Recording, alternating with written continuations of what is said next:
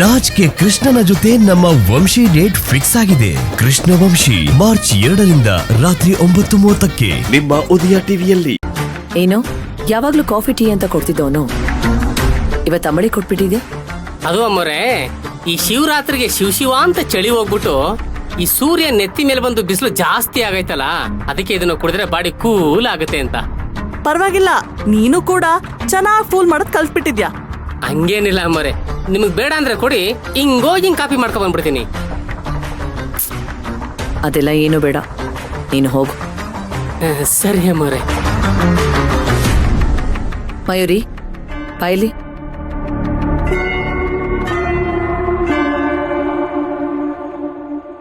ಹೇಳಿ ಮೇಡಮ್ ಅವರೇ. ಏನ್ ಮಯೂರಿ, ನಾನ್ ನಿನ್ನ ಸತ್ಯವಂತೆ ಗುಣವಂತೆ ಅಂತ ಅನ್ಕೊಂಡಿದ್ದೆ.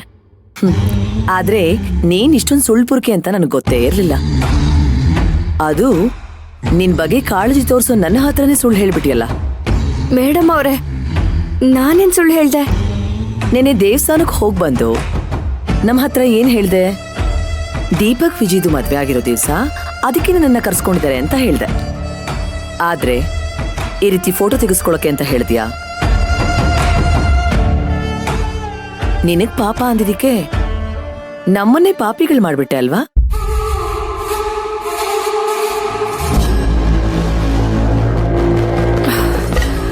ಅಯ್ಯೋ, ಹಾಗೆಲ್ಲ ಏನೂ ಇಲ್ಲ ಮೇಡಮ್ ಅವರೇ.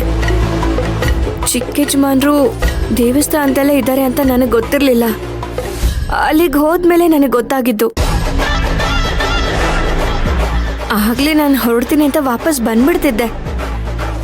ಆದ್ರೆ ವಿಜಯಕ್ಕ ಬಲವಂತ ಮಾಡಿ ನನ್ನ ಅಲ್ಲೇ ಇರಿಸ್ಕೊಂಡ್ರು. ಆಮೇಲೆ ಅವರಿಬ್ರು ಹಾರ ಹಾಕೊಂಡ್ರು ಅಂತ ನಮ್ಮಿಬ್ರಿಗೂ ಹಾರ ಹಾಕೊಳ್ಳಿ ಅಂತ ಬಲವಂತ ಮಾಡಿದ್ರು. ಆಗ್ಲೂ ನಾನು ಬೇಡ ಅಂತಾನೆ ಹೇಳ್ದೆ. ಆಮೇಲೆ ನಾವೇ ಹಾರ ಹಾಕೊಂಡ್ವಿ. ಎಲ್ರೂ ಸೇರಿ ಒಂದ್ ಸೆಲ್ಫಿನ ತಗೊಳ್ಳೋಣ ಅಂತ ಹೇಳಿದ್ರು. ತಗೊಂಡ್ವಿ ಅಷ್ಟೇ. ಪರವಾಗಿಲ್ಲ ಕಣೆ, ಎಲ್ರೂ ಕಿವಿ ಮೇಲೆ ಹೂವಿಟ್ರೆ ನಿನ್ ಗೋಲ್ ಗುಂಬಜ್ ಇಡ್ತಾ ಇದ್ಯಾ? ಮೇಡಮ್ ಅವರೇ, ನಿಜವಾಗ್ಲೂ ನಾನು ಹೇಳ್ತಿರೋದೆಲ್ಲ ಸತ್ಯ. ಹಾ ಅಲ್ಲ ಕಣೆ, ಆ ಫೋಟೋ ನೋಡಿದ್ರೆ ಸೆಲ್ಫಿ ಫೋಟೋ ತರ ಕಾಣಿಸ್ತಾ ಇದ್ಯಾ. ಚೆನ್ನಾಗ್ ಕತೆ ಕಟ್ತ್ಯಾ.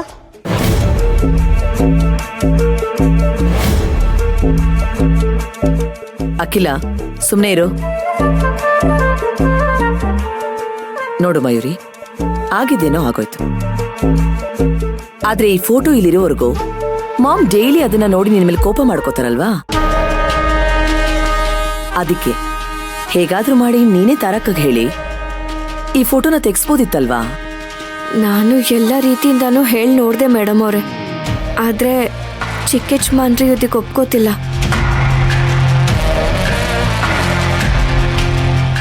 ನಮ್ಮ ಅಣ್ಣನ ನೀನ್ ಸೆರಗಲ್ ಗಂಟ ಹಾಕೊಂಡು ನಿನ್ ಬೆಲ್ ತುದ್ರೆ ಆಟ ಆಡಿಸ್ತಿದ್ಯಾ.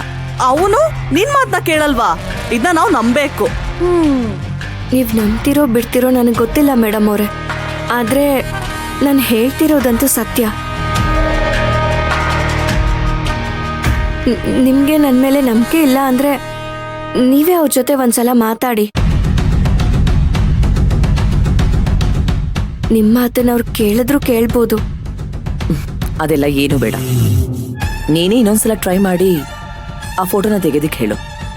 ಇಲ್ಲ ಮೇಡಮ್ ಅವರೇ, ಈ ವಿಷಯವಾಗಿ ಅವರು ನಿರ್ಧಾರನ ಬದಲಾಯಿಸಲ್ಲ ಅಂತ ಹೇಳ್ತಿದ್ದಾರೆ. ಹಾಗಾಗಿ ನಾನು ಮಾತಾಡೋದಿಕ್ಕಾಗಲ್ಲ.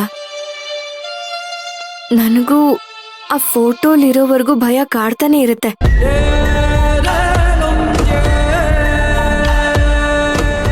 ಧೈರ್ಯವಾಗಿ ಇಲ್ಲಿ ಓಡಾಡೋದಿಕ್ಕಾಗಲ್ಲ. ದಯವಿಟ್ಟು ನಾನು ಹೇಳೋದನ್ನ ಅರ್ಥ ಮಾಡ್ಕೊಳ್ಳಿ ಮೇಡಮ್ ಅವರೇ. ಸರಿ, ನೀನ್ ಹೋಗು. ಏನ್ ಮಾಡ್ಬೇಕು ಅಂತ ನಾನು ಯೋಚನೆ ಮಾಡ್ತೀನಿ.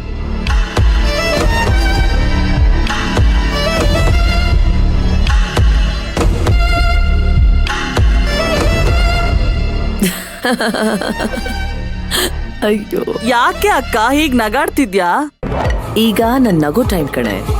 ಅದೇ ಯಾಕೆ?